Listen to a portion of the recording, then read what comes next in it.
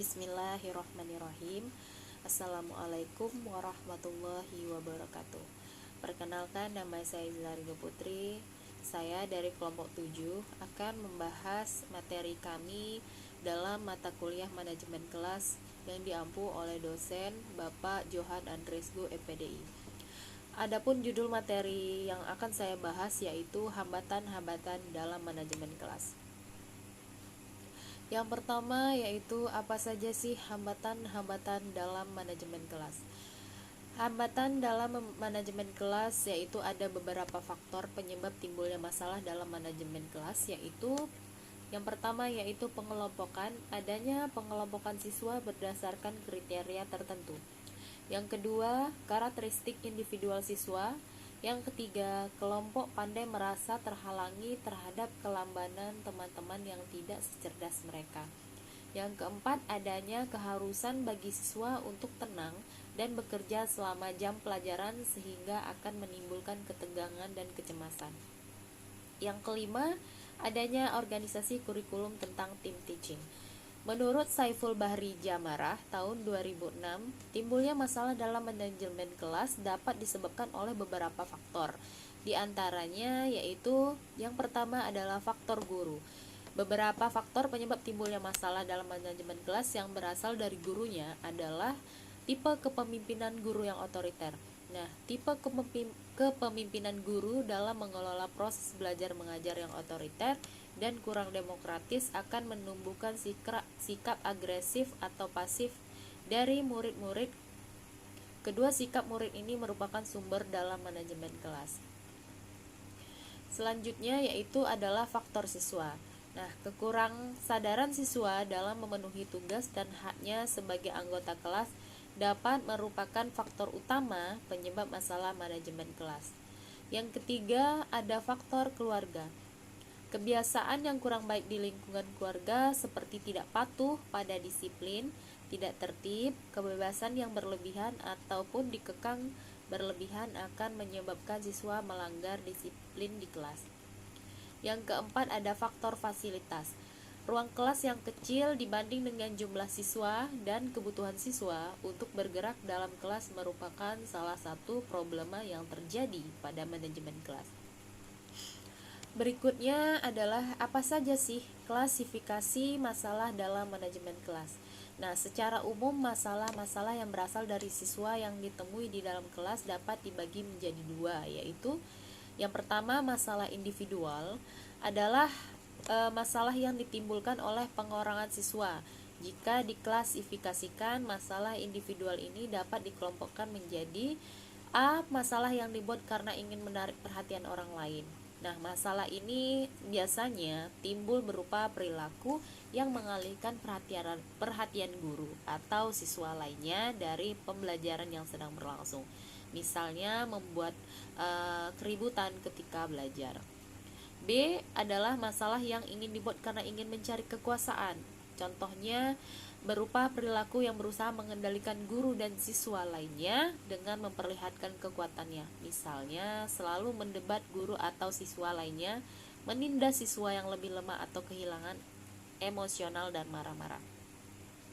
Yang kedua yaitu adalah masalah kelompok. Nah, masalah kelompok ini yang ditimbulkan oleh kelompok siswa tertentu jika diklasifikasikan masalah kelompok terbagi atas hubungan antar siswa kurang harmonis sehingga muncul beberapa kelompok yang tidak bersahabat dan keonaran yang menyebabkan proses belajar mengalami hambatan.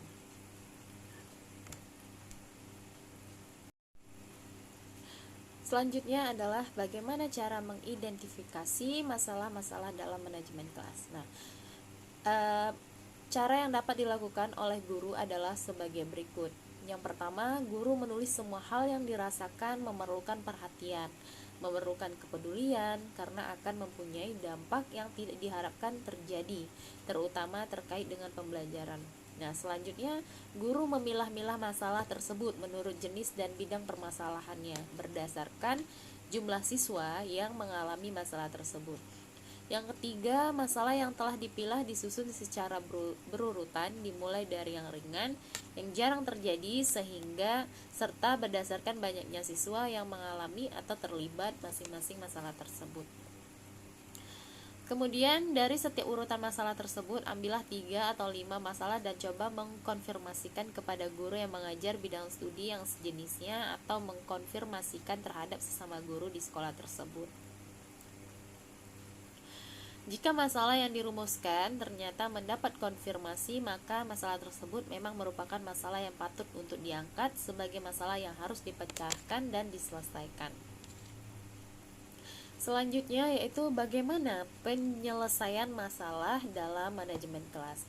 Nah, menurut Mulyadi, langkah-langkah penyelesaian masalah dalam manajemen kelas sebagai berikut. Yang pertama, identifikasi masalah siswa. Nah, pada langkah ini, guru melakukan kegiatan untuk mengenal dan mengetahui masalah-masalah kelas yang muncul di dalam kelas. Yang kedua, membuat rencana penanggulangan terhadap siswa. Ketiga, menetapkan waktu pertemuan dengan siswa yang bermasalah dengan persetujuan kedua pihak tentang waktu dan tempat pertemuan itu sendiri. Bila saatnya bertemu dengan siswa, jelaskan maksud pertemuan tersebut dan jelaskan pula pemanfaat yang mungkin diperoleh baik oleh siswa ataupun oleh sekolah. Kelima, tunjukkan kepada siswa bahwa guru pun bukan orang yang sempurna dan tidak terlepas dari kekurangan dalam hal ini. Tetapi yang penting antara guru dan siswa harus ada kesadaran untuk bersama-sama belajar, saling memperbaiki diri, saling mengingat bagi kepentingan bersama. Selanjutnya, guru berusaha untuk membawa siswa kepada masalahnya, yaitu pelanggaran terhadap peraturan yang berlaku di sekolah dengan sikap yang sabar sehingga menumbuhkan kesadaran siswa secara perlahan. Bila pertemuan yang diadakan ternyata siswa tidak responsif, maka guru dapat mengajak siswa untuk melaksanakan diskusi pada waktu yang lain tentang masalah yang dihadapinya. Tentukan waktu diskusi tersebut atas dasar persetujuan antara guru dan siswa. Pertemuan guru dan siswa harus sampai pada pemecahan masalah dan sampai pada kontrak individual yang diterima siswa dalam rangka memperbaiki tingkah laku siswa. Baiklah, sekian penjelasan dari saya. Atas segala kekurangan dan kesalahan, saya mohon maaf. Terima kasih atas perhatiannya. Assalamualaikum warahmatullahi wabarakatuh.